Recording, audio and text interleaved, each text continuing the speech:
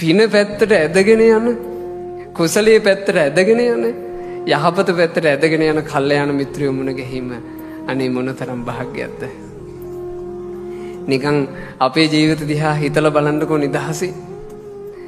නිකන් කල්යාණ මිත්‍රයෝ අපිව පිනට ඇදගෙන යනවා වගේ නෙමෙයිද කියලා. ජීවිතේ ඔයාලා කල්යාණ මිත්‍රයක් සම්පත්තියක් මුණ නොගෙහුණා නම් හිතන්නේවත් නැති පින්කම් වලට පිංගුතුනි මේ සම්බන්ධ වෙලා ඉන්නේ. ජීවිතේ අපේ ලොකු ස්වාමීන් වහන්සේගේ දහම් ඇසුර මුණ ගැහෙන්න කලින් කවදාවත් හිතලවත් තියනවද පසේබුදුවරුන්ටත් මන්දිරයක් කරවලා වඳින්න ඕන කියලා? හිතුවිල්ලක් එන්නේ ඔය හිතවලට.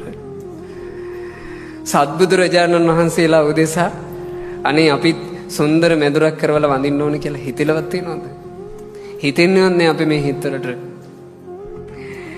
හිතුවේවත් නැති පින්කම් අපිට කරගන්න ලැබුණා. අපිව පිනට ඇදගෙන යන කල්යාණ මිත්‍ර සම්පත්තිය අපිට මුණ ගැහුණු නිසා. අපිව කුසලයට ඇදගෙන යන කල්යාණ මිත්‍ර සම්පත්තිය අපිට මුණ ගැහිච්ච නිසා. කල්යාණ මිත්‍ර සම්පත්තිය අපේ ඇස් පින්කල ඇස් බවට පත් කළා. ඒ වගේම පින පුරා ගන්න පිංගුතුනේ. අද පේන්න තියෙන ඇස් දෙක හෙට පොට්ට වෙයිද කියලා කවුද දන්නේ? අද එහෙන සමම්පත් හෙට නෑහි යයිද කියලා කවුද දන්නේ? ඒ නිසා දෝංකාර දෙනකන් හදවතට ඇතුල් කරගන්න මේ තමයි කාලය. මේ තමයි කාලය.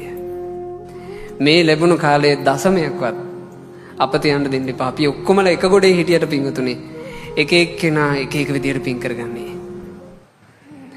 අපි ඔක්කොමලා එක ගොඩේ ඉපදිලා එක ගොඩේ මෙහෙම වාසය කළාට අපි එක එක්කෙනාට රැස් වෙන පින එක එක විදියට රැස් වෙන්නේ. ඔයාලගේ පින බලවත් කරගන්න දක්ෂ විය යුතුයි. එසේ පින් කර ගැනීම උදෙසා තමයි කල්යාණ මිත්‍ර සත්පුරුෂයෝ පිනට පසුබිම් නිර්මාණය කරන්නේ. දැන් මේ පසුබිම් ගොඩාක් මේ මාළඹේ වෙහෙරේ නම් ඉවර වෙලා. මේට කලකට කලින් ගොඩාක් අවස්ථා තිබ්බා. මේ වෙහෙරටම ඇවිල්ලා බණ කියනකොට මම්ම මගේ වචනෙන් කියලා තියෙනවා මේ අහිමි වී යන්නේ ඔයාලගේ අවස්ථාවයි. ඒ අවස්ථාව අහිමි වෙන්න කලින් කරගන්න දෙයක් කරගන්න කියලා. දැන් එය කරගත් අයට හිත සතුටින් පුරව ගන්න පුළුවන්.